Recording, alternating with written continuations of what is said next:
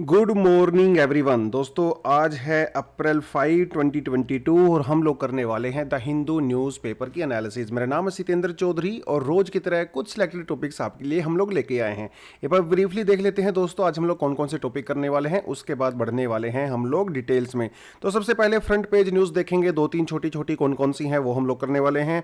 फिर पढ़ेंगे criminal procedure bill के बारे में, जो कि लोकसभा में एक्चुअली पास हो गया है, राज्यसभा में इसको अभी इंट्रोड्यूस करना है और इसको लेके हो गई है बहुत बड़ी कंट्रोवर्सी। इस कंट्रोवर्सी के बारे में हम लोग पहले भी बात कर चुके हैं क्योंकि ये रिपीटेड टॉपिक है, लेकिन जो स्टूडेंट हमारे प्लेटफॉर्म पे नए हैं उनके लिए टॉपिक पूरी तरह से नया होने वाला है। इसमें मैं आपको बताऊंगा कि बिल क्या है, इसके अंदर प्रोविजन कौन कौन से हैं और क्यों इसको लेके इतनी बड़ी कंट्रोवर्सी हो गई है। यहाँ पे right to privacy, fundamental right का वायलेशन होता है कि नहीं होता है, थोड़ा सा देखने की कोशिश करेंगे। अगला टॉपिक रहेगा WHO रिपोर्ट के बारे में। एक्चुअली ये जो दो छोटे छोटे आर्टिकल हैं WHO के बारे में, इसके बारे में थोड़ा डिस्कस करेंगे। आगे डिटेल में देखेंगे पूरा मामला क्या है। IPCC रिपोर्ट के बारे में देखेंगे और IPCC की रिपोर्ट में अभी इस समय दो तीन मुद्दों के बारे में बात की है। एक नेट ज़ीरो के बारे में बात की है और भैया जो कोल पावर प्लांट होते हैं उनके बारे में बात की है और इंडिया स्पेसिफिक भी कुछ छोटी छोटी बातें इन्होंने की हैं, उसके बारे में थोड़ा सा हम लोग देख सकते हैं। Hindu inheritance law, supreme court के अंदर किसी ने PIL फाइल की है और उसमें कहा गया है कि जो हिंदू मैरिज एक्ट या फिर जो हिंदू इनहेरिटेंस लॉ है वो पूरी तरह से क्या है, वो पैट्रियार्कल है और वो मिसोजनी तो नहीं कहूँगा, एंटी वीमेन बेसिकली वो है। उसके बारे में थोड़ा सा देखेंगे। हालांकि ये टॉपिक पूरी तरह से कानून का है, इतना ज़्यादा हमें कानून में घुसने की जरूरत नहीं है बिकॉज जनरल स्टडीज में इतना ज़्यादा कानून पढ़ने की रिक्वायरमेंट होती नहीं है। लेकिन हाँ, हमारे UPSC के परस्पेक्टिव से जो दो चार इंपॉर्टेंट पॉइंट मुझे यहाँ पे नजर आएंगे वो हम लोग यहाँ पे कर सकते हैं। इंडिया ऑस्ट्रेलिया ट्रेड पैक्ट, ये भी रिपीटेड न्यूज़ है, कुछ नया इसमें नहीं है, लेकिन ये है आज का एक्सप्लेनर सेक्शन। थोड़ा सा इसको हम लोग देख लेंगे। अफस्पा के बारे में थोड़ा सा देखने वाले हैं और वैसे तो ये भी रिपीटेड है लेकिन ये भी आज का एक्सप्लेन्ड सेक्शन है, तो कुछ खास नया है नहीं है। चंडीगढ़ वाला टॉपिक कल हमारा रह गया था, कल वाले एनालिसिस में हम लोगों को करना था लेकिन वो समय की कमी की वजह से नहीं कर पाए। देखिए कई बार मेरा मन ऐसा करता है ना, न्यूज़पेपर में इतनी सारी न्यूज़ आती है, लगता है आपको 10-15 न्यूज़ करवा दूँ लेकिन हो नहीं पाता है क्योंकि हमारे पास हार्डली आधा घंटा 40-45 मिनट्स होते हैं। तो उतनी देर में जितने टॉपिक कवर हो सकते हैं हम लोग वही करते हैं। उसमें समस्या ये भी होती है ना, अगर उस लिमिटेड टाइम में हम लोग ज़्यादा टॉपिक कवर करने की कोशिश करते हैं फिर क्वालिटी नहीं आ पाता है। जो चीज़ें आपसे मैं डिस्कस करना चाहता हूँ वो नहीं कर पाता हूँ, तो थोड़ा सा टाइम मैनेजमेंट को देख के भी हम लोगों को चलना पड़ता है। यहाँ पे पॉलिसी फॉर द माइग्रेशन, ये आज का एडिटोरियल सेक्शन है, इसमें थोड़ा सा देखेंगे क्या ये माइग्रेशन के बारे में कहता है, क्या इंडिया में इश्यूज़ हैं और कौन कौन सी अप्रोच हम लोग माइग्रेशन को टैकल करने के लिए ले रहे हैं और वो अप्रोच कितनी कामयाब है कितनी नहीं है, उसके बारे में थोड़ा यहाँ पे देखेंगे। उसके अलावा we have some additional articles also जिसको ही हम लोग यहाँ पे कर सकते हैं। तो चलिए दोस्तों, सबसे पहले बढ़ते हैं आज के फ्रंट न्यूज़ पे क्या है पूरा मामला। पाकिस्तान के बारे में दोबारा से न्यूज़ आई है, तो हमारे लिए पाकिस्तान को इम्पोर्टेंट नहीं है, इसको हम लोग यहाँ पे कम्प्लीटली छोड़ सकते हैं क्योंकि दो तीन बार हम लोगों ने मेरे ख्याल से पाकिस्तान वाले टॉपिक को कर लिया है, no trust motion and all that, तो इतनी भी इंपॉर्टेंस पाकिस्तान को हम लोग नहीं देंगे। मुझे ये समझ नहीं आता कि द हिंदू वाले पिछले 4 दिन से लगातार पाकिस्तान की न्यूज़ को फ्रंट पेज पे क्यों दिखा रहे हैं, ये लोग पाकिस्तान को इतना इंपॉर्टेंस क्यों दे रहे हैं, मेरी समझ से बाहर है। ठीक है, एक दो बार आपने दिखा दिया, हो गया काम, बाकी उसको आप 3rd, 2nd, 4th पेज पे दिखा सकते हो भैया, फ्रंट पेज पे कोई और न्यूज़ लेके आइए। Opposition reject Gotabaya offered. देखिए मतलब आपको पता है श्रीलंका के अंदर क्या पूरा मामला चल रहा है। श्रीलंका के जो इस समय जो वहाँ के हेड हैं मिस्टर राजपक्षा जी, गोटाबाया राजपक्षा जो वहाँ के जो प्रेसिडेंट हैं, उनके कई सारे फैमिली मेम्बर्स उसकी कैबिनेट का पार्ट हुआ करते थे, मिनिस्ट्री का पार्ट हुआ करते थे। जैसा कि आपको पता ही है कि श्रीलंका में हालत इतनी ख़राब है, लोग सड़कों पे आ गए हैं, इमरजेंसी वहाँ पे लागू हो गई है, लोगों के ऊपर गोलियां वगैरह भी चलाई जा रही हैं। अपोजिशन पार्टी पूरी तरह से सरकार को गिराने की कोशिश कर रही है। उस पूरे मामले में ये हुआ कि वहाँ के जितने मंत्री संतरी थे भैया सब ने अपना रिज़ाइन कर दिया है और जो गोटाबाया जी हैं उन्होंने क्या किया, अपोजिशन को ऑफर दिया कि अपोजिशन को उन्होंने ये कहा कि देखो आप मेरे ऊपर आरोप लगा रहे हो कि मुझसे सरकार नहीं चल रही है, चलिए आपकी बात को मैं मान लेता हूं, अब आप मेरी सरकार का पार्ट बनिए, आप मेरे साथ बैठिए, आप बताइए कि मुझे क्या करना चाहिए। ये बात मैंने मान लिया कि मैं जो पॉलिसीज ले रहा हूं वो कामयाब नहीं हो रही हैं, लेकिन आप मेरी पार्टी का पार्ट बनिए। पार्टी का पार्ट नहीं भी बनना है तो कम से कम आप मुझे सजेशन तो दीजिए। अब अपोजिशन के पास कोई सोल्यूशन है ही नहीं, उनको तो सिर्फ प्रोटेस्ट करने से मतलब होता है, तो वो लोगों ने उनका ऑफर को रिजेक्ट कर दिया है। भैया आपको चाहिए क्या? आप सरकार को गिराना चाहते हो कोई बात नहीं, लेकिन कम से कम एक अल्टरनेट सॉल्यूशन तो बताइए ना सर जनता को कि हम लोग ये कर सकते हैं। ना तो आप सॉल्यूशन बता रहे हो, इधर से आप सरकार भी गिरा रहे हो, तो आपके इरादे नेक नहीं हैं। आप कंट्री के अंदर सिविल वॉर चाहते हो क्या इस वजह से? तो ऐसी कुछ बातें जो है श्रीलंका में चल रही हैं और उसी के बारे में आर्टिकल है। ज़्यादा डिटेल में नहीं जाएंगे। वी वेरी वेल नो कि श्रीलंका में इन्फ्लेशन बहुत ज़्यादा हाई हो गई है। वहाँ पे भैया खाने को दाना नहीं है, पीने को दूध नहीं है, इवन वहाँ पे एग्ज़ाम कंडक्ट करवाने के लिए भी उनके पास पेपर भी नहीं है, इसलिए एग्ज़ाम भी उनका कंडक्ट नहीं हो पा रहा है। दूसरी बात, वहाँ पे इलेक्ट्रिसिटी भी नहीं है, 12 से 14 घंटे का कट लगातार लग रहा है। और गाँव में नहीं, गाँव में तो बिजली आ ही नहीं रही है। ये मैं सिटीज़ की बात कर रहा हूँ। हालत बहुत ख़राब है। लेट्स सी के यहाँ पे क्या होगा। लेट्स होप कि इंडिया का पड़ोसी देश है, इंडिया का तो खैर वहाँ पे भर जितना हो सकता था इंडिया से उतना कर रहा है, लेकिन हम लोग पूरा कंट्री को तो नहीं संभाल सकते। और वैसे भी श्रीलंका के अंदर एंटी इंडिया सेंटीमेंट बहुत हाई होते हैं। वहाँ की जो लोकल आम जनता है इंडिया को लेके बहुत पॉजिटिव एटीट्यूड उनका नहीं होता है, to be honest. Lok Sabha passes new criminal procedure bill. इस बिल के बारे में हम लोग पहले ही बात कर चुके हैं। देखिए, इससे पहले हमारे पास एक और बिल हुआ करता था जिसका नाम था identification of the prisoner act 1920 movie तो आपने देखी होगी ना, कितनी डरावनी मूवी है वो, भूतिया मूवी है। अब देखिए, कम से कम 122 साल हो गए हैं। लास्ट टाइम ये एक्ट अंग्रेजों ने बनाया था 1920 के टाइम में, गांधी जी जब यहाँ पे एक्टिव थे। उसके बाद इसको चेंज नहीं किया गया। उस समय जब इस कानून को बनाया गया था तो ऐसे कुछ प्रोविज़न थे कि भैया जो आदमी को आप पकड़ के लेके आओगे, जिसके ऊपर केस चलने वाला है, जिसको सज़ा मिल चुकी होती है, आप उसका फिंगरप्रिंट लोगे और उसका फुटप्रिंट लोगे, मतलब पैरों का प्रिंट भी लोगे, हाथों के प्रिंट भी लोगे। तो सरकार कह रही है कि 120-22 साल पुराना ये कानून है तो इसको चेंज करने की ज़रूरत है। तो हम इसको चेंज करेंगे। चेंज करके क्या करेंगे, अभी जो प्रिजनर्स होंगे या जो कन्विक्ट होंगे, नॉट ओनली कन्विक्ट बल्कि जो लोग उसमें होंगे, मतलब डिटेंशन में होंगे, ठीक है, उनका हम लोग क्या करने वाले हैं, उनसे हम लोग उनका आइरिस स्कैन लेंगे, बायोमेट्रिक डेटा उनसे लेंगे, आइरिस स्कैन लेंगे भैया उनका, ठीक है। ऐसा सरकार का कहना है। सिर्फ आइरिस स्कैन नहीं बल्कि जितनी भी डिटेल हो सकती है बायोमेट्रिक वो सब लेंगे, फिंगरप्रिंट भी लेंगे, फुटप्रिंट भी लेंगे, आइरिस स्कैन भी लेंगे, ठीक है, वो सब चीज़ें लेंगे। अब ये तो उनका कहना है, लेकिन अपोजिशन वाले कह रहे हैं कि ये तुमने बिल्कुल गलत काम किया। पहली बात तो तुमने बिल को डायरेक्टली लोकसभा में इंट्रोड्यूस कर दिया, ये गलत बात है। पहले ये बिल जो है स्टैंडिंग कमेटी के पास जाना चाहिए था, जो कि आप लोगों ने नहीं किया। स्टैंडिंग कमेटी के पास अगर जाता तो इसको स्टडी करते, ऑब्जर्व करते, कुछ सजेशन देते, एक्सपर्ट लोग वहाँ पे बैठते, बातचीत करते। पहली बात तो सरकार ने वो नहीं किया। दूसरी बात, अगर सरकार इसको कर रही है तो ये हमारे आर्टिकल 14, आर्टिकल 19, आर्टिकल 23, आर्टिकल 21 का उल्लंघन है। ऐसा अपोजिशन वाले सरकार के ऊपर आरोप लगा रहे हैं। सरकार का कहना है कि यह सब बकवास है, ऐसा कुछ भी नहीं है। टेक्नोलॉजी का ज़माना है, 120 साल पुरानी टेक्नोलॉजी थी वो अलग थी, आज के समय टेक्नोलॉजी अलग है। दुनिया के जितने भी डेवलप्ड कंट्रीज़ हैं सभी में यही टेक्नोलॉजी अपनाई जाती है, वहाँ पे सेम प्रोसीजर होता है। तो इसीलिए मैं भी इसको प्रोसीजर करने वाला हूँ। सरकार का ये कहना है कि इसके थ्रू आम जनता जो लॉ अबाइडिंग सिटीज़न है उनको कोई खतरा होने वाला नहीं है, ठीक है। ह्यूमन राइट का पूरी तरह से हम लोग टेक केयर करेंगे। तो ये दोनों तरफ से अपने अपने बेसिकली आर्गूमेंट आ रहे हैं। तो उसके बारे में ही पूरा आर्टिकल है। जब ये पास हो जाएगा, देखिए तो अभी तो लोकसभा में पास हुआ है ना, अभी राज्यसभा में जाने वाला है। राज्यसभा में जाएगा, वहाँ पे पास होगा कि नहीं होगा वो एक अलग मुद्दा है। फिर ये राष्ट्रपति के पास जाएगा, उनके जब सिग्नेचर होंगे तब इसको अप्रूव किया जाएगा। और बीच में इस आर्टिकल के बारे में डेफिनेटली कोई बहुत अच्छा एडिटोरियल आने वाला है या फिर कोई एक्सप्लेन सेक्शन आएगा, तब इसको हम लोग अच्छे से कवर कर सकते हैं, राइट। तो फ्रंट पेज की न्यूज़ तो यही थी, कोई और कुछ खास था नहीं, इसमें रिपीटेड न्यूज़ थी, ठीक है। अब बढ़ते हैं आज की। देखिए ये वाला मैंने आपको दे दिया है ऑलरेडी। देखिए ये हमारे मिनिस्ट्री ऑफ स्टेट हैं, MH मतलब मिनिस्ट्री ऑफ होम अफेयर्स के अजय मिश्रा जी, इन्होंने कल ट्वीट करके भी इसके बारे में जानकारी दी थी। तो मैं कुछ ट्विटर वगैरह कल हैंडल देख रहा था, तो उसको मैंने ये पढ़ा, तो कुछ थोड़ा बहुत डिटेल मैंने आपके लिए यहाँ पे डाल दिया है आपकी खुद के पढ़ने के लिए, आप उसको डेफिनेटली पढ़ सकते हो।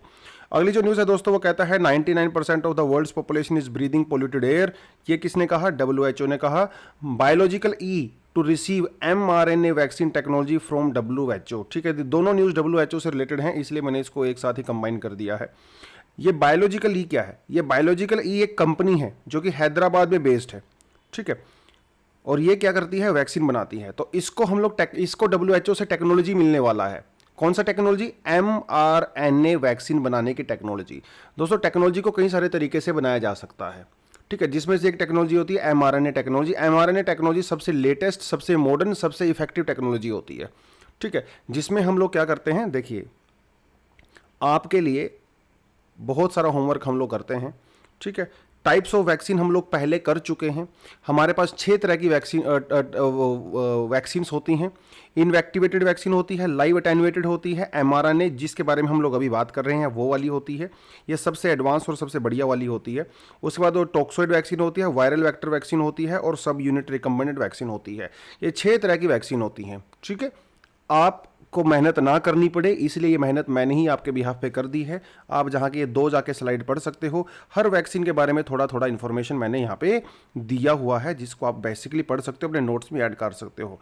mRNA टेक्नोलॉजी का मतलब ये होता है कि इसमें जो प्रोटीन्स होते हैं, ठीक है, mRNA vaccine makes proteins to in order to trigger the immune response. देखिए, जब कोई वायरस हमारी बॉडी के ऊपर अटैक करता है तो हमारी जो सेल्स होते हैं यहाँ से कुछ प्रोटीन्स जनरेट होते हैं जो कि बेसिकली वैसे तो एंटीबॉडीज होती हैं, और ये इस वायरस के साथ अटैच हो जाती हैं। जैसे हमारे यहाँ पे ACE2 रिसेप्टर होता है ना, ये भी एक तरह का प्रोटीन ही होता है। तो ये वायरस को क्या करता है, उसके साथ अटैच हो जाता है। जो एक बार जब ये अटैच हो जाता है तो वायरस हमारी सेल के अंदर एंट्री कर जाता है।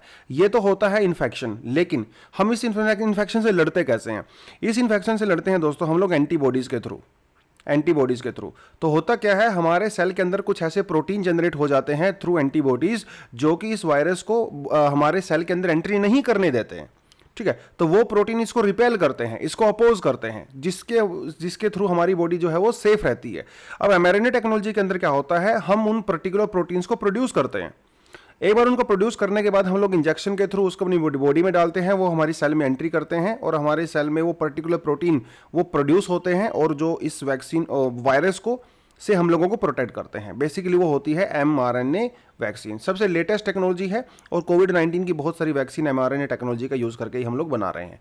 एक और तरह की वैक्सीन होती है जिसे कहा जाता है इनएक्टिवेटेड वैक्सीन। इसमें क्या होता है, इसमें हम लोग मरे हुए वायरस को हमारे सेल के अंदर एंट्री करवाते हैं, मरे हुए वायरस को।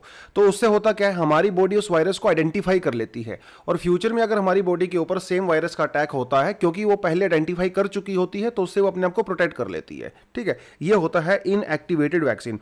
कई सारी वैक्सीन इस तरह से बनाई जाती है, जैसे पोलियो वैक्सीन बनाई जाती है, हेपेटाइटिस ए, फ्लू, रेबीज वगैरह, वो सब इस टेक्नोलॉजी से जो है वो की जाती हैं। बाकी 2-3 तरह की और अलग से हैं, आप इसको डेफिनेटली पढ़ सकते हो। मैं आपको नहीं कराने वाला, बिकॉज ऑलरेडी हम लोग प्रीवियसली मेरे ख्याल से 2-3 बार हम इसको पहले कर चुके हैं, तो बार बार एक ही चीज़ को रिपीट कराने का कोई फ़ायदा नहीं है। जो कि चीज़ हमारे लिए काम की थी हम लोगों ने कर ली है। बाकी अगर आपको समझ में ना आए, कमेंट सेक्शन में आप बता सकते हो, फिर से हम लोग इसको कभी ना कभी फ्यूचर में रिपीट करेंगे, क्योंकि स्लाइड आपके पास बना हुआ है ऑलरेडी। ठीक है जी, चलिए दोस्तों आगे बढ़ते हैं। IPCC रिपोर्ट, WHO के बारे में भी कुछ इन्फॉर्मेशन मैंने यहाँ पे दिया हुआ है। उसका हेडक्वार्टर जेनेवा के अंदर होता है, 194 मेंबर्स हैं। जैसा कुछ डिटेल है आप इसको डेफिनेटली यहाँ पे पढ़ सकते हो। ठीक है जी, चलिए।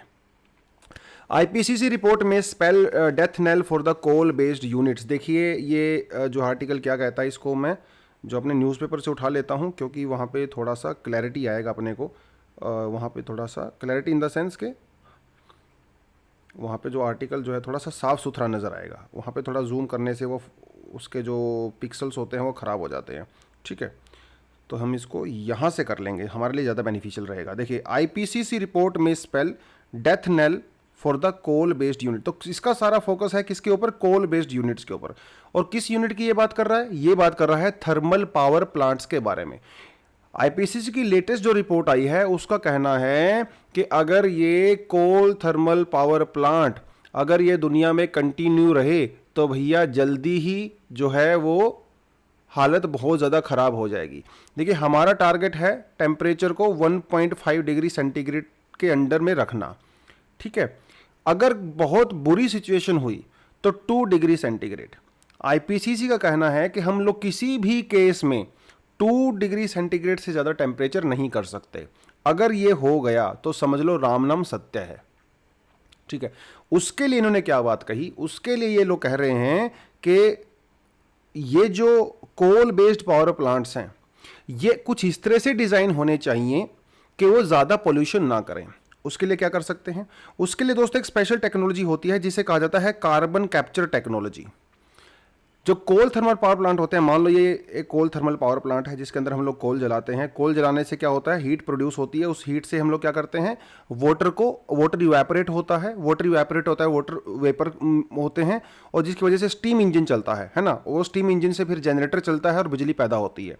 लेकिन उसका जो बाई प्रोडक्ट होता है वो होता है CO2। तो बहुत, जब हम लोग कोल को जलाते हैं हमारे थर्मल पावर प्लांट्स के अंदर, तो CO2 रिलीज होता है, और CO2 एक बहुत ही भयंकर ग्रीन हाउस गैस है, ये आप सबको पता है। लेकिन एक टेक्नोलॉजी होती है जिसे कहा जाता है कार्बन कैप्चर टेक्नोलॉजी। उससे हम लोग क्या करते हैं, ये जो CO2 प्रोड्यूस होती है हम इसको कैप्चर कर लेते हैं। एटमॉस्फेयर में भेजने की बजाय इसको हम लोग कर लेते हैं कैप्चर करने के बाद इसको हम लोग क्या करते हैं, डीप ओशंस के अंदर या फिर डीप लैंड के अंदर नीचे जो है बहुत ज़्यादा 4-5-10 किलोमीटर नीचे जाके उसको स्टोर कर लेते हैं, और वो वहाँ पे हजारों लाखों सालों के लिए पड़ा रहता है। तो CO2 को एटमॉस्फेयर में भेजने की बजाय हम उसको क्या करते हैं, कैप्चर करके स्टोर कर लेते हैं। वैसे इसके कई और यूज़ भी हो सकते हैं, इसको हम लोग कंस्ट्रक्शन में यूज़ कर सकते हैं, और भी कई यूज़ हो सकते हैं। तो ये पूरा मामला है। तो अब बात यहाँ पे ये है कि IPCC ने कहा कि भैया 2050 तक दुनिया में हर थर्मल पावर प्लांट के पास ये कार्बन कैप्चर टेक्नोलॉजी होनी चाहिए, अगर आपको टेम्परेचर 1.5 डिग्री से नीचे रखना है तो। अगर ये टेक्नोलॉजी नहीं है तो समझ लो फिर आपके बुरे दिन शुरू हो गए। और इसके लिए समय क्या दिया है, 2050। अब आपको सोच के लग रहा होगा सर ये तो बड़ा आसान है, उसमें तो अभी बहुत समय पड़ा है, तो हम क्यों इस टेक्नोलॉजी का अडोप्ट नहीं कर सकते। इसको टेक्नोलॉजी का अडोप्ट करना इतना आसान नहीं है। पहली बात तो ये टेक्नोलॉजी है बहुत ज़्यादा एक्सपेंसिव। तो अगर हम इसको अपने थर्मल पावर प्लांट में लगाएंगे तो हमारी बिजली का प्राइस जो है बहुत ज़्यादा बढ़ जाएगा। और ये ज़्यादातर जो कोल थर्मल पावर प्लांट है वो है डेवलपिंग कंट्रीज़ में। जैसे अगर आप इंडिया की बात करो तो इंडिया में पहले ही गरीब जनता है। अगर हम लोग इस टेक्नोलॉजी को अपनाएंगे तो बिजली महंगी हो जाएगी, उसके लिए भैया पैसा कहाँ से आएगा। तो इंडिया जैसी कंट्री कार्बन कैप्चर टेक्नोलॉजी को अडोप्ट इतना आसानी से नहीं कर सकती है।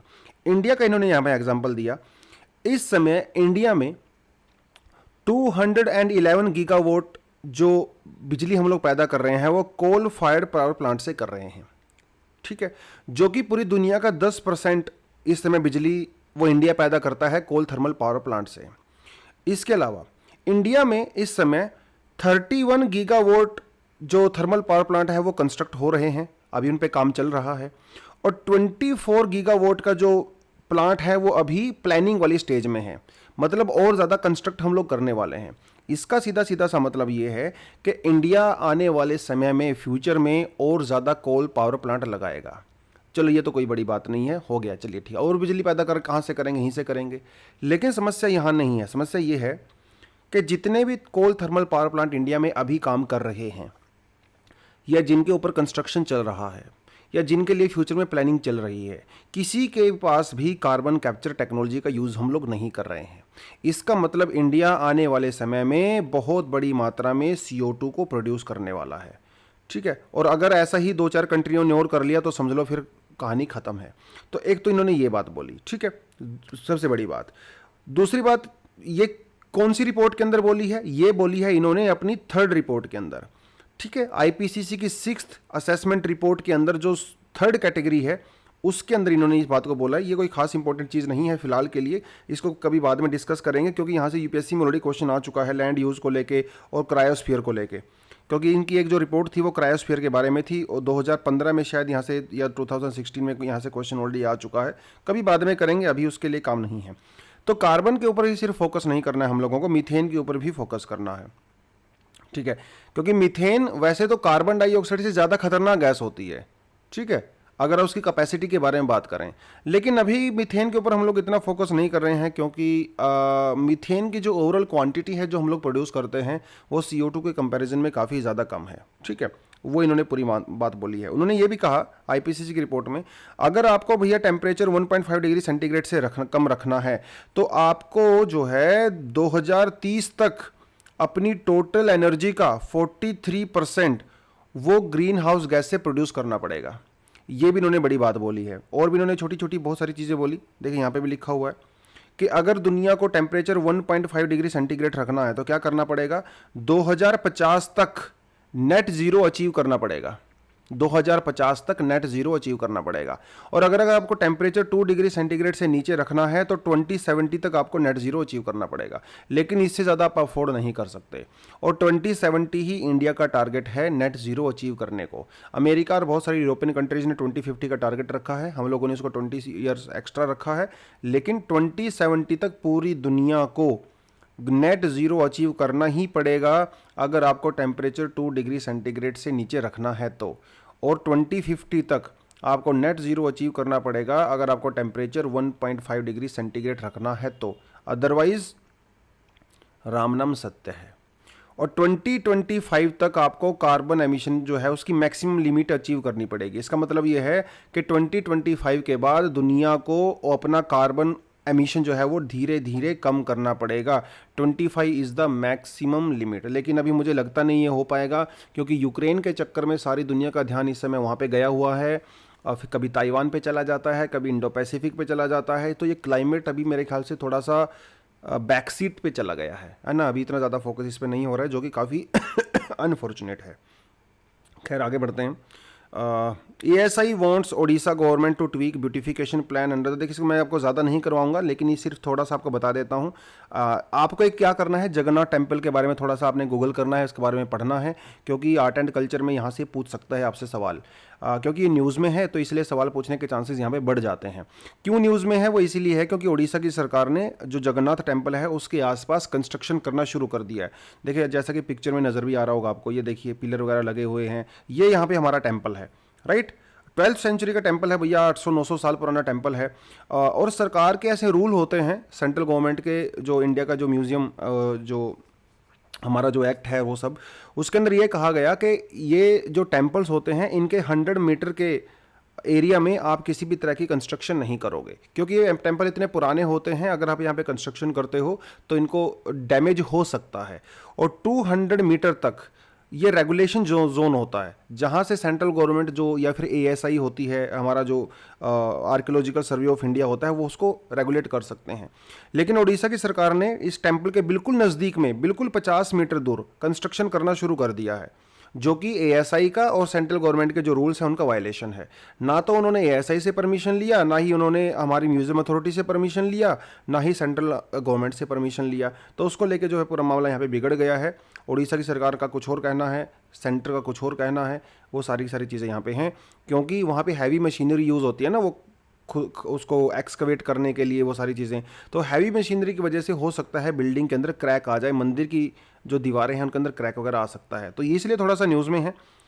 इसलिए जगन्नाथ टेम्पल के बारे में थोड़ा सा मैं आपको रिकमेंड करूंगा, आप इसको गूगल पे जाके पढ़ सकते हो, अपने आर्ट एंड कल्चर के नोट्स के अंदर ऐड कर सकते हो, क्योंकि न्यूज़ में है तो भैया कुछ पूछा जा सकता है। Plea in the supreme court of the gender bias on the Hindu inheritance law. देखिए पूरा मामला देखिए क्या कहता है। वैसे तो हम लोगों को कानून के बारे में ज़्यादा नहीं पढ़ना है, ठीक है, कॉन्स्टिट्यूशन के बारे में पढ़ना रहता है, कानून के बारे में ज़्यादा नहीं पढ़ना होता है।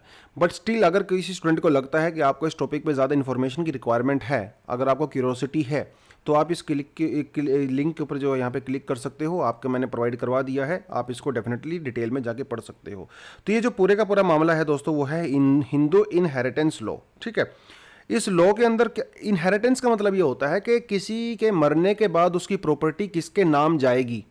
अगर फादर की डेथ हो गई है तो उसकी प्रॉपर्टी कहाँ जाएगी, मदर की डेथ हो गई है तो उसकी प्रॉपर्टी कहाँ जाएगी, डॉटर जो होती है, वीमेन जो होती हैं, उनका प्रॉपर्टी के अंदर, एंसेस्टर प्रॉपर्टी के अंदर क्या रोल होता है, अपने माता या पिता की प्रॉपर्टी के अंदर क्या रोल होता है, जो मैरिड वाइफ होती है, वीमेन होती है, उसका अपनी हस्बैंड की प्रॉपर्टी के अंदर क्या रोल होता है, जो विडो होती है उसका क्या रोल होता है, जो अडॉप्टेड बच्चे होते हैं उनका क्या, वो सब, उसको सब इनहेरिटेंस बोलते हैं, ठीक है। बहुत बड़ा टॉपिक है, कानून का टॉपिक है, तो ज़्यादा डिटेल में जाने की ज़रूरत नहीं, लेकिन कुछ चीज़ें डेफिनेटली आप यहाँ पे पढ़ सकते हो। दोस्तों जो हिंदू इनहेरिटेंस लॉ है वो 2005 में अमेंडमेंट किया गया था, और जिसके अंदर एक्चुअली सुप्रीम कोर्ट के वर्डिक्ट के बाद उसको अमेंडमेंट किया गया था, जिसके अंदर ये कहा गया था कि हिंदू सक्सेशन अमेंडमेंट 2005 के तहत कि जो बेटी होती है उसके फादर की प्रॉपर्टी में पूरी तरह से 100% रोल होता है, जितना रोल ब्रदर का होता है उतना ही रोल सिस्टर का भी होता है। ऐसी कुछ चीज़ें उन्होंने यहाँ पे बोली थी। उसके बाद 2005 में फिर से सुप्रीम कोर्ट ने एक और भी वर्डिक्ट दिया था। इन्होंने कहा था कि वो जो हक होता है बेटी का, वो सिर्फ एंसेस्ट्रल प्रॉपर्टी में नहीं होता, बल्कि वो अक्वायर्ड प्रॉपर्टी में भी होता है। ठीक है। एक्वायर्ड प्रॉपर्टी का मतलब होता है जिसको आप अपने पैसे से खरीदते हो, जो आपके दादा परदादाओं ने आपको ट्रांसफर नहीं की है, उसको ये कहा जाता है। तो ये छोटा छोटा सा कानून का मामला है, आप इसको थोड़ा पढ़ना चाहो तो पढ़ सकते हो। लेकिन अभी जो करंट मामला है वो देखिए क्या कहता है। वो कहता है कि plea in supreme court the gender bias in the Hindu inheritance law. इसके अंदर ये कहा गया कि भैया जो हिंदू इनहेरिटेंस लॉ है वो वीमेन के फेवर में नहीं है, वो मेल फेवर में है, ऐसा इसके अंदर कहा गया है। देखिए कुछ कुछ चीज़ इन्होंने कही है, ये शायद आपको नज़र नहीं आ रहा होगा, देख सकते हैं थोड़ा बहुत। आप जो सेक्शन 15 है 1956 के जो एक्ट है हिंदू इनहेरिटेंस लॉ, वो क्या कहता है कि husbands heir have the first right over the self acquired property of a women who dies interstate. Interstate का मतलब होता है कि जिस वीमेन का कोई भी बच्चा नहीं हो पाता, उसे इंटरस्टेट जो उसको कहा जाता है। इन्होंने कहा कि अगर कोई औरत जिसके बच्चे नहीं हैं और अगर उसकी डेथ हो जाती है, ठीक है, मान लो उसके हस्बैंड की भी डेथ हो गई, उसकी भी डेथ हो गई और उसके पास कोई बच्चा भी नहीं है, तो वो प्रॉपर्टी कहाँ जाएगी? वो प्रॉपर्टी जाती है उसके हस्बैंड के ब्रदर्स के पास, ठीक है, उसके हस्बैंड के ब्रदर्स के पास जाती है, या फिर जिसको उसका हस्बैंड नॉमिनेट करके जाता है उसके नाम जाती है। भैया जब एक हस्बैंड मर गया, हस्बैंड के बाद प्रॉपर्टी उसकी वाइफ के नाम आ गई, और अगर वाइफ का कोई बच्चा नहीं है तो वाइफ अगर मर जाती है तो वो प्रॉपर्टी उसके हियर के नाम क्यों नहीं जा सकती? उसकी बहनों के नाम पे क्यों नहीं जा सकती? उसके हस्बैंड के हियर के नाम पे ही क्यों जाती है? इनका कहना है कि ये जेंडर बायस है। इसमें पूरे का पूरा जो सपोर्ट है वो हस्बैंड की फैमिली को है, वाइफ की फैमिली को नहीं है। एक तो इन्होंने ये चीज़ बोली। दूसरी चीज़ इन्होंने ये कहा कि women had inherited the property from her father और mother, the asset would devolve upon heirs of the father, the mother's heir family is however no. इन्होंने ये भी कहा कि जब एक वीमन मर जाती है, उसके बच्चे नहीं होते हैं, तो ऐसा भी हो सकता है कि उसकी प्रॉपर्टी उसकी फादर वाली साइड में जाए, मतलब उसके अंकल को जा सकती है, उसके ताऊजी को जा सकती है, लेकिन उसके मामा लोगों को नहीं जाएगी, उसकी मदर साइड में नहीं जाएगी, उसकी फादर साइड में जाएगी। तो ये भी एक जेंडर बायस्ड है। तो ये कुछ जो है चीज़ें सुप्रीम कोर्ट के अंदर पीआईएल फाइल की गई है। ज़्यादा डिटेल में आपको बोलूँगा, आपको जानने की यहाँ पे ज़रूरत बिल्कुल भी नहीं है, लेकिन कोई थोड़ा बहुत अगर आपको पढ़ना है तो आप इस क्लिक पे लिंक करके पढ़ सकते हो, ठीक है। अभी देखना रहेगा सुप्रीम कोर्ट इस पर और क्या डिसाइड करता है। सुप्रीम कोर्ट सेंटर से जवाब मांगेगा, सेंटर उसमें क्या बोलता है। ये मामला थोड़ी अभी लंबा चलने वाला है, इसलिए अभी इनिशियल स्टेज पे इतना ज़्यादा इसमें डिस्कस करके कोई फ़ायदा है भी नहीं है, ठीक है। चलिए आगे बढ़ते हैं। The India Australia trade agreement, भैया हम लोगों ने ऑस्ट्रेलिया के साथ कर लिया है। ये एक तरह का फ्री ट्रेड एग्रीमेंट हो गया है। इसमें क्या होने वाला है, बहुत सारा सामान जो ऑस्ट्रेलिया से इंडिया में आएगा वो ड्यूटी फ्री आएगा, बहुत सारा सामान जो इंडिया से ऑस्ट्रेलिया में जाएगा वो भी ड्यूटी फ्री आएगा। इसमें बहुत सारे सेक्टर्स को यहाँ पे इंक्लूड किया गया है, pharmaceutical, textile, engineering goods, leather, James, jewellery वगैरह इंडिया से। अब एक चीज़ आप यहाँ पे देखो, ये ध्यान से देखो इस चीज़ को, ये सारे के सारे सेक्टर जो है वो लेबर इंटेंसिव हैं, मतलब यहाँ पे ज़्यादा से ज़्यादा लेबर इंक्लूड होती है। अब जब ये सारी चीज़ें हम लोग ऑस्ट्रेलिया में भेजेंगे तो इसका मतलब इंडिया का एक्सपोर्ट इंक्रीज़ होगा। इंडिया का एक्सपोर्ट इंक्रीज़ होगा तो हमारे यहाँ पे मैन्युफैक्चरिंग सेक्टर ग्रो करेगा और हमारे यहाँ पे एम्प्लॉयमेंट जनरेट होगा। ऐसा कहा जाता है कि इस डील से 10 लाख, अगले 5 सालों में 10 लाख जॉब्स क्रिएट हो सकती हैं इंडिया के अंदर। वहीं बहुत सारा सामान हम लोग ऑस्ट्रेलिया से भी इंडिया में इंपोर्ट करने वाले हैं। जैसे सबसे बड़ी बात है वाइन्स, ऑस्ट्रेलिया के वाइन इंडिया में सस्ती हो जाएंगी। ऑस्ट्रेलिया से हम लोग कोल भी इंपोर्ट करते हैं, वो मीट, ठीक है, नट्स वगैरह, वूल वगैरह, वो सब हम लोग ऑस्ट्रेलिया से इंपोर्ट करेंगे। तो इंपोर्ट एक्सपोर्ट दोनों तरफ से होने वाला है, जॉब्स भी क्रिएट होंगी, वह सारी की सारी चीज़ें हैं। यहाँ पे एक और बड़ी बात कही गई है, वो कही गई है यहाँ पे प्लेस ऑफ ओरिजिन, ठीक है, प्लेस ऑफ ओरिजिन। इसका मतलब ये है कि अगर कोई प्रोडक्ट इंडिया से ऑस्ट्रेलिया में जाता है या वाइस वर्सा, उसके ऊपर ये लिखा होना चाहिए कि ये जो पर्टिकुलर सामान है वो कहाँ पे ओरिजिनेट हुआ है। ऐसा तो नहीं कि वो चाइना के थ्रू ऑस्ट्रेलिया में चला गया और ऑस्ट्रेलिया से इंडिया में आ गया, वो नहीं होना चाहिए। इसकी ये क्यों किया जाता है, डंपिंग को रोकने के लिए किया जाता है। नहीं तो ऐसा होगा कि सामान पहले चाइना से इंडिया में आएगा, इंडिया से ऑस्ट्रेलिया में जाएगा, राइट। तो प्लेस ऑफ ओरिजिन से ये पता चल सकता है कि वो अगर इंडिया में ओरिजिनेट हुआ है तो ऑस्ट्रेलिया वाले उसको अलाउ करेंगे, अगर ऑस्ट्रेलिया में ओरिजिनेट हुआ है तो इंडिया वाले उसको अलाउ करेंगे। लेकिन अगर वो वियतनाम, फिलीपीन, चाइना में अगर ओरिजिन हुआ है तो इंडिया वाले उसको परमिशन नहीं देंगे। ये बेसिकली इन्होंने एक चीज़ यहाँ पे बड़ी ज़बरदस्त की है। दूसरी बात, भैया कुछ ना कुछ डिस्प्यूट भी हो सकते हैं हमारे बीच में। उस डिस्प्यूट को लेके भी इन्होंने मैकेनिज्म बनाया है कि भैया उस डिस्प्यूट को हम लोग WHO में जाके आपस में सुलझा सकते हैं, क्योंकि जब इतना बड़ा मामला होगा, ट्रेड होगी, तो डिस्प्यूट तो हो ही सकते हैं। इस समय इंडिया और ऑस्ट्रेलिया की जो टोटल जो ट्रेड है वो $27 बिलियन के लगभग है, 27। और फ्यूचर में अगले 5 साल में हमारा टारगेट है कि हम इसको 50 बिलियन तक लेके जाएंगे। तो कुछ कुछ चीज़ें हैं, आप इसको यहाँ पे जो चीज़ें मैंने आपको बताई बेसिकली मेजर चीज़ें तो वही हैं, थोड़ी बहुत डिटेल है, आप इसको फुलफिल यहाँ से अपने उसमें कर सकते हो, कोई बड़ी बात नहीं है। ठीक है, चलिए दोस्तों आगे बढ़ते हैं। देखिए ये इसके थोड़े साइलेंट फीचर हैं, ये मैंने आपके लिए यहाँ पे डाल दिया है। सारी इन्फॉर्मेशन फैक्चुअल है, कॉन्टेक्स्ट आपको पता है, आप उसको डेफिनेटली यहाँ पे जाके पढ़ सकते हो। हाँ, लेकिन एक डिपार्टमेंट ऐसा है जिसको सबसे ज़्यादा बेनिफिट होगा इस पूरी डील से, वो है स्टूडेंट्स। ठीक है, शेफ्स और योगा टीचर्स, मतलब योगा टीचर्स, इन तीनों को बहुत ज़्यादा बेनिफिट होने वाला है।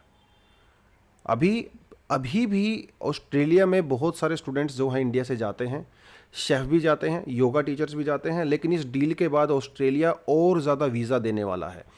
जो स्टूडेंट ऑस्ट्रेलिया में जाके डिप्लोमा करेंगे, डिप्लोमा वालों को डिप्लोमा होने के बाद उनको 18 महीने का वर्क परमिट दिया जा सकता है, दिया जाएगा इवन। और जो लोग ऑस्ट्रेलिया में ग्रेजुएशन करते हैं, हमारे स्टूडेंट ग्रेजुएशन करने के बाद उनको 4 साल का वर्क परमिट दिया जाएगा, तो उनको तो बहुत बेनिफिट होने वाला है। मैं इसको पर्सनली भी रिलेट कर सकता हूँ, क्योंकि मेरी फैमिली से बहुत सारे लोग, खासकर मेरे फैमिली से स्टूडेंट्स, एज अ स्टूडेंट वो लोग ऑस्ट्रेलिया में गए हुए हैं, तो भैया उनकी तो चांदी हो जाएगी, राइट। और उसके बीच में क्या करते हैं, वहाँ पे सिटीजनशिप के लिए अप्लाई कर देते हैं, उनको सिटीजनशिप भी मिल जाती है। The partial roll back of the armed forces special power act, ये अफस्पा के बारे में यहाँ पे पूरा डिटेल बताया गया है कि कहाँ शुरू हुआ। 1958 में हम लोगों ने इसको कानून बनाया। एक्चुअली इसकी शुरुआत 1942 में ही हो गई थी, जब क्विट इंडिया मूवमेंट चल रहा था। अंग्रेज़ों ने उस समय प्रोटेस्ट वगैरह को रोकने के लिए इसको, पुलिस को जो है स्पेशल पावर दी गई थी। बाद में इंडिपेंडेंट इंडिया में इसको कंटिन्यू किया गया, और 1958 में फिर हम लोगों ने एक प्रॉपर कानून बना के इसको हम लोगों ने इम्प्लीमेंट किया। अफस्पा को आसाम के अंदर इसको इंक्लूड किया, जम्मू एंड कश्मीर के अंदर किया गया, पंजाब के अंदर किया गया, तो कई सारे स्टेट्स के अंदर हम लोगों ने इसको इंक्लूड किया डेफिनेटली। लेकिन प्रेजेंट सिनेरियो ऐसा है कि क्योंकि थोड़े समय पहले आपको पता ही है कि नागालैंड के अंदर कुछ इश्यूज़ क्रिएट हो गए थे, और वहाँ पे 13 सिविलियंस की जो है डेथ हो गई थी, है ना।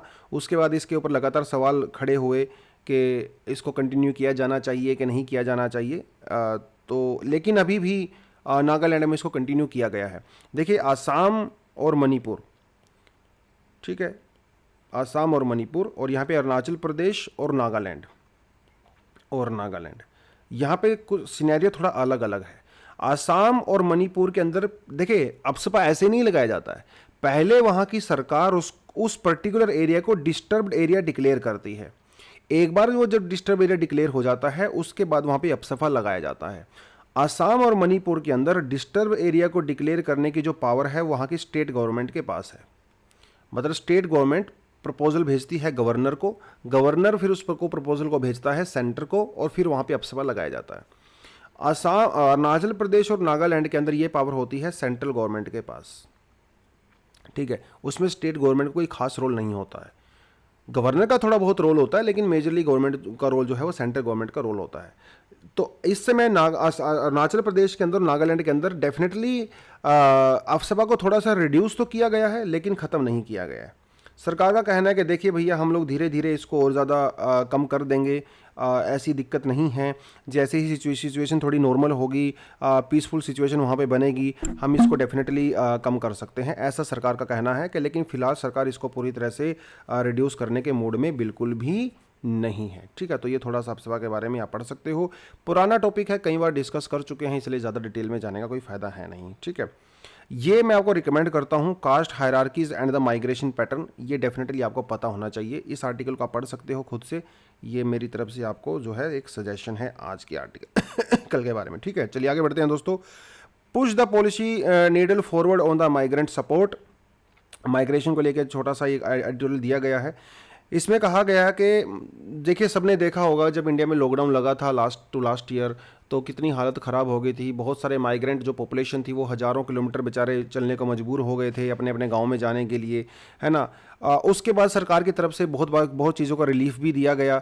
जैसे हम लोगों ने one nation one ration card policy चलाई, जिसमें माइग्रेंट वर्कर्स इंडिया के किसी भी हिस्से में हों वो वहाँ से जो है पब्लिक डिस्ट्रीब्यूशन सिस्टम के थ्रू अनाज वगैरह ले सकते हैं। तो बड़ी अच्छी स्कीम है, बहुत लोगों को बेनिफिट हुआ। उसके अलावा हम लोगों ने affordable rental housing complex scheme भी चलाई सरकार के द्वारा। ई श्रम पोर्टल भी चलाया गया कि जो माइग्रेंट वर्कर्स होते हैं वो इस पोर्टल पे जाके अपनी इन्फॉर्मेशन देख सकते हैं और वहाँ पे ऐड कर सकते हैं, आधार कार्ड वगैरह नंबर ऐड कर सकते हैं, जिससे सरकार उनको पर्टिकुलरली ट्रैक कर सकती है ना। और वो सारी चीज़ें यहाँ पे दी गई थी। तो कई चीज़ें सरकार ने चलाई थी डेफिनेटली, लेकिन ग्राउंड पे उसका कितना इम्पैक्ट हुआ वो एक अलग बात है। डेफिनेटली ग्राउंड पे कुछ ना कुछ इम्पैक्ट हुआ होगा, लेकिन इसके अंदर अभी भी कुछ थोड़ी बहुत कमियां हैं। वो कमियां क्या हैं उसके बारे में थोड़ा सा इस एडिटोरियल के बारे में बताया गया है। पहली बात इन्होंने ये कहा कि इंडिया में जितनी भी वर्क फोर्स है, मतलब जो लोग काम करते हैं, उसका लगभग 1/3 जो है वो माइग्रेंट वर्कर्स हैं, जो कि बहुत बड़ी पॉपुलेशन है। मतलब 33-35% के लगभग माइग्रेंट वर्कर्स हैं इंडिया के टोटल वर्क फोर्स के अंदर। और ये जो माइग्रेंट वर्कर्स होते हैं ये इंडिया की इकोनॉमी की बैकबोन है बेसिकली, क्योंकि ये इतने सारे सेक्टर में काम करते हैं, जैसे construction, manufacturing, hospitality, logistic, commercial, agriculture वगैरह। भैया माइग्रेंट वर्कर्स के बिना ये सब कैसे करोगे आप? अगर माइग्रेंट वर्कर नहीं होंगे तो समझ लो ये सारी इंडस्ट्री ठप हो जाएंगी एकदम से, बिल्कुल पूरी तरह से, है ना। तो वो बहुत ज़रूरी है। दूसरी बात ये देखी गई कि पेंडेमिक ओवर हो गया। पेंडेमिक तो खैर ओवर नहीं हुआ, लेकिन अभी इकोनॉमी ओपन हो गई है। लेकिन इकोनॉमी ओपन होने के बावजूद अभी भी माइग्रेंट्स की जो इनकम है वो अपने प्री पेंडेमिक लेवल से भी कम है। मतलब पिछले 2-2.5 साल में उनकी इनकम में कोई भी सुधार नहीं हुआ है बेसिकली, इनका ये कहना है, जो कि एक स्टेटस है। दूसरी बात ये, क्योंकि अर्बन एरियाज के अंदर इंडस्ट्री थोड़ी सी कम हो गई है, इसीलिए माइग्रेंट वर्कर्स दोबारा से मजबूरी में फार्मिंग सेक्टर की तरफ जाने को मजबूर हो गए हैं। और फार्मिंग सेक्टर में इनकम है नहीं, ये आपको सबको पता है। तो ये कुछ चीज़ें हैं यहाँ पे जो कि आपको ध्यान में रखनी है। लेकिन इस पूरे मामले में पॉलिटिक्स क्या कहती है? यहाँ पे पॉलिटिक्स की भी बहुत बड़ा खेल है। कैसे? देखिए, जो रिसीविंग स्टेट होते हैं, जो सेंडिंग स्टेट्स होते हैं, इसके बारे में बात कही गई है। अब ये देख लीजिए, मान लो मुंबई है या फिर महाराष्ट्र है, ये एक रिसीविंग स्टेट है जो कि लाखों की संख्या में माइग्रेट्स को रिसीव करता है। जैसे आप मान लो यहाँ पे एग्जांपल देख लीजिए, जैसे झारखंड का। झारखंड जो है वो एक सेंडिंग स्टेट है जहाँ से आउट माइग्रेशन होता है और महाराष्ट्र में इन माइग्रेशन होता है। अब यहाँ पे दोनों स्टेट के अलग अलग कंसर्न है। मुंबई, अगर महाराष्ट्र की बात करें, अगर हम लोग रिसीविंग स्टेट की बात करें, तो यहाँ पे इस पूरे मामले को पॉलिटिसाइज किया जाता है। आपने देखा ही होगा मुंबई में माइग्रेंट्स के ऊपर अटैक वगैरह किए जाते थे। लेकिन यहाँ पे भी दो बड़े सवाल हैं कि पहला सवाल तो ये कि जो रिसीविंग स्टेट होते हैं ना, माइग्रेंट्स के बिना उनका काम नहीं चल सकता। माइग्रेंट्स के बिना उनकी इकोनॉमी बिल्कुल खत्म हो जाएगी। एक तरफ तो वो मामला है, दूसरी तरफ वहाँ पे माइग्रेंट्स को वेलकम भी नहीं किया जाता, वहाँ पे लोकल लोगों के राइट्स को प्रोटेक्ट करने की बात की जाती है। तो ये दोनों चीज़ें हैं। तो मुंबई और महाराष्ट्र के अंदर माइग्रेंट्स को लेके भी आना है और जो लोकल लोग हैं उनके इंटरेस्ट को भी प्रोटेक्ट करना है। तो यहाँ पे ये पूरा मामला चलता है। वहीं झारखंड वाली में क्या होगा? झारखंड की सरकार चाहती है कि वो अपने लोगों का वेलफेयर करे, टेक केयर करे, और झारखंड सरकार ये चाहती है कि लोग झारखंड को छोड़ के महाराष्ट्र में ना जाएं, तो उनके लिए वो वेलफेयर मेजर्स लेती हैं। लेकिन अगर ये लोग यहाँ से झारखंड से नहीं जाएंगे तो भैया महाराष्ट्र के अंदर काम कैसे होगा? हरियाणा, दिल्ली, गुजरात के अंदर काम कैसे होगा? तो ये इस पूरे मामले को पॉलिटिसाइज भी किया जाता है। हालांकि इंडिया का कॉन्स्टिट्यूशन कहता है कि कोई भी इंसान कहीं भी जाके कोई भी ऑक्यूपेशन कर सकता है, उसको आप रोक नहीं सकते, लेकिन फिर भी यहाँ पे पॉलिटिकल एक्टिविटीज़ दो आप डेफिनेटली आपने देखा होगा वो तो होती ही होती हैं। सरकार का मेजरली फोकस रहता है स्लम डेवलपमेंट के ऊपर। अगर आप मुंबई में जाओ, अगर दिल्ली में जाओ, तो ज़्यादातर फोकस स्लम डेवलपमेंट के ऊपर रहता है। उनका कहना है कि अगर स्लम डेवलप हो जाएंगे तो जो माइग्रेंट वर्कर्स हैं उनकी हालत भी ठीक हो जाएगी।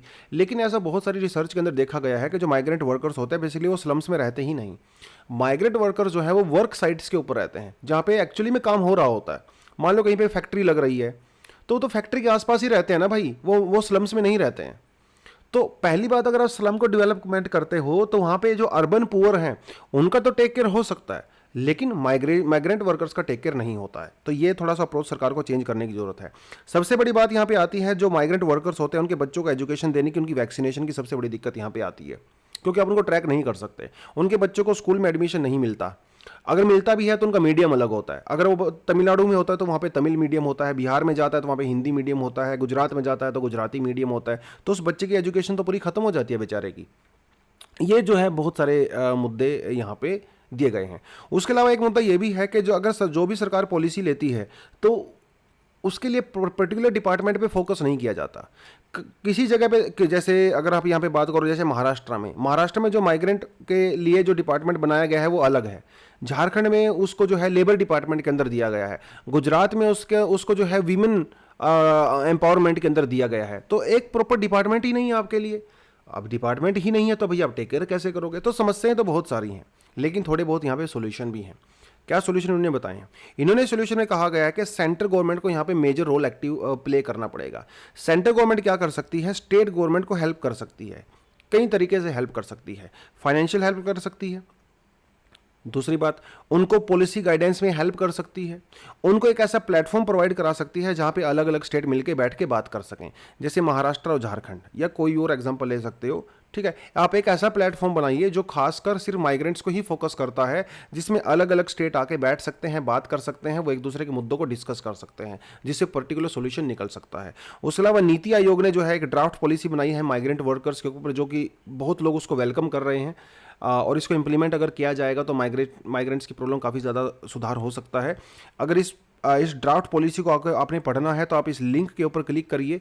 इंडियन एक्सप्रेस का आर्टिकल एक ओपन होगा, उस आर्टिकल में बहुत ज़बरदस्त तरीके से इस पूरी ड्राफ्ट पॉलिसी को डिस्कस किया गया है, तो आप उसको वहाँ पे जाके पढ़ सकते हो। ठीक है, और इकोनॉमी की रिकवरी तो खैर जरूरी है ही, इंक्लूसिव ग्रोथ होनी चाहिए, जिसमें हम लोग सारे सेक्टर को मिलकर बैठ के और डेवलपमेंट कर सकते हैं। ठीक है, तो ये पूरा आर्टिकल था आज। यहाँ पे आप जो है एक डेफिनेटली मेंस के लिए भी क्वेश्चन लिख सकते हो। मेंस के लिए जो है क्वेश्चन आप इस तरह से लिख सकते हो। ठीक है, डिस्कस द वेरियस, आसान सा सिंपल सा क्वेश्चन है, वेरियस इश्यूज और challenges faced by migrant workers in India. ठीक है, suggest some measures, 150 words, 10 marks. देखिए आसान क्वेश्चन है, बहुत सिंपल क्वेश्चन है। तो आप शुरुआत जब करते हो आंसर राइटिंग, आप सिंपल से ही करते हो, धीरे धीरे हम उसमें डिफ़िकल्टी लेवल बढ़ाते हैं। तो पहले तो आप अपने आप को आदत डालना है आंसर लिखने का, क्वालिटी पे फिर हम लोग बाद में फोकस करेंगे। तो सारे स्टूडेंट्स से ये अपील है मेरी कि जाके इस आंसर को आप ज़रूर लिखें और इसको डिपॉजिट कराएं। कहाँ पे आपको करवाना है इसको सबमिट, ये आपको सबको पहले से पता ही है। ठीक है, चलिए अब देखते हैं आज का लास्ट टॉपिक जो है चंडीगढ़ के बारे में। जो कल का टॉपिक था एक्चुअली छूट गया था, आज इसको थोड़ा बहुत हम लोग डिस्कस कर सकते हैं। तो भगवत मान जी जब अभी प्राइम मिनिस्टर बने हैं पंजाब के, तो इन्होंने एक बयान दिया। इन्होंने कहा कि देखिए सरकार को चाहिए कि वो जल्दी से जल्दी पंजाब को ट्रांसफ़र कर दे चंडीगढ़ को, ऐसा इन्होंने कुछ कहा है, जिसके बारे में ये मामला पूरा दोबारा से गर्म हो गया है। लेकिन चंडीगढ़ का जो कैसे चंडीगढ़ बना, कैसे वो आया, वो सब सारी चीज़ें यहाँ पे बताई गई है। देखिए आपको पता है कि पंजाब आज़ादी से पहले पंजाब की जो कैपिटल थी वो लाहौर थी। पूरा पाकिस्तान पंजाब के अंदर हुआ करता था, हिमाचल, हरियाणा, पंजाब, ये सब पंजाब का पार्ट हुआ करता था, है ना। और उसकी कैपिटल थी लाहौर। लेकिन आज़ादी के बाद जब लाहौर तो चला गया पाकिस्तान में, तो हमारी सरकार ने सोचा, नेहरू जी ने, उनकी सरकार ने सोचा कि इस रीजन के लिए एक पर्टिकुलर कैपिटल बनाई जाए। इसलिए एक प्लैंड सिटी बनाई गई। ठीक है, नेहरूवियन मॉडर्निटी भी इसको कहा जाता है, ग्रीनफील्ड सिटी। ग्रीनफील्ड सिटी का मतलब यह है कि बिल्कुल स्क्रैच से बनाई गई। इससे पहले चंडीगढ़ नाम की जगह जो है ना, वहाँ पे कोई और सिटी एग्जिस्ट नहीं करती थी। तो इसको जो बनाने का जो डिज़ाइन और वो सारी चीज़ें दी गई, वो ली कर्बूसियर और पियर जेनरेट, इन्होंने इसका डिज़ाइन तैयार किया। शिवालिक की पहाड़ियों में इसका डिज़ाइन तैयार किया गया, वो सारी की सारी चीज़ें, वो सब चीज़ें हुई। तो 1953 से लेके 1966 तक, 1953 से लेके 1966 तक जो है ये हरियाणा की कैपिटल, पंजाब की कैपिटल रही। 1966 में हरियाणा अलग स्टेट बन गया और हिमाचल प्रदेश को यूनियन टेरिटरी बना दिया गया, है ना। तो उस समय ये एक यूनियन टेरिटरी इसको बना दिया गया और हरियाणा और पंजाब की कैपिटल इसको बना दिया गया। हिमाचल भी यहाँ पे है, लेकिन हिमाचल उस समय जो है यूनियन टेरिटरी था। तो हिमाचल यूनियन टेरिटरी की कैपिटल भी चंडीगढ़ थी, पंजाब एज अ स्टेट इसकी कैपिटल भी चंडीगढ़ थी, हरियाणा एज अ स्टेट इसकी कैपिटल भी चंडीगढ़ थी। बाद में हिमाचल को फुल फ्लेज स्टेट हम लोगों ने बना दिया उस समय उसकी कैपिटल जो है शिमला चली गई, लेकिन अभी हरियाणा और पंजाब की कैपिटल जो है वो चंडीगढ़ ही है। लेकिन अगर आप अगर आप एसेट्स की बात करो तो स्टेट एसेट की अगर आप बात करते हैं तो आप एक चीज़ देखो यहाँ पे, पंजाब के पास जो है वो 60% एसेट है, हरियाणा के पास जो है वो 40% एसेट हैं। हालांकि कुछ पार्ट यहाँ पे हिमाचल का भी है जो यहाँ पे नहीं बताया गया है।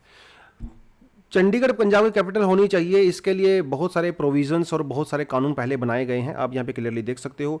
आनंदपुर साहिब रेजोल्यूशन 1973 में पास किया गया है। उसके बाद अकाली दल ने और जो भिंडर वाले वो सब चीज़ें चल रही थी, उसके अंदर भी यही चीज़ें बोली गई। 1985 में राजीव लोंगोवाल अकॉर्ड हुआ, जिसके अंदर भी चंडीगढ़ को पंजाब की राजधानी बनाने की बात की गई। लेकिन ये सारे के सारे प्रपोजल कभी भी इंप्लीमेंट नहीं हो पाए, क्योंकि 1980s में और फिर बाद में 90s में पंजाब के अंदर बहुत ज़्यादा मिलिटेंसी हो गई थी, दंगे हो गए थे, तो इस पूरे प्रपोजल को कभी भी एक्सेप्ट नहीं किया गया। तो वो सारी की सारी चीज़ें हैं। लेकिन ये मामला दोबारा से न्यूज़ में क्यों आया है, थोड़ा सा आपको जानने की ज़रूरत है। यहाँ पे देखिए, चंडीगढ़ जो है कि यूनियन टेरिटरी है। यूनियन टेरिटरी का मतलब होता है कि यहाँ पे इसको सेंट्रल गवर्नमेंट के द्वारा इसको बेसिकली एडमिनिस्टर किया जाता है। स्टेट गवर्नमेंट के रूल यहाँ पे पूरी तरह से अप्लाई नहीं होते हैं, ये पूरा मामला है। अब देखिए, भाखड़ा बियास मैनेजमेंट बोर्ड जो कि भाखड़ा नंगल डैम सतलुज रिवर के ऊपर बना हुआ है, उसके बोर्ड को लेके अभी सेंट्रल गवर्नमेंट ने कुछ चेंजेस किए गए थे। उन्होंने कहा कि हम यहाँ पे जो है पंजाब सर्विस रूल अप्लाई नहीं करेंगे, हम यहाँ पे सेंट्रल सर्विस रूल अप्लाई करेंगे।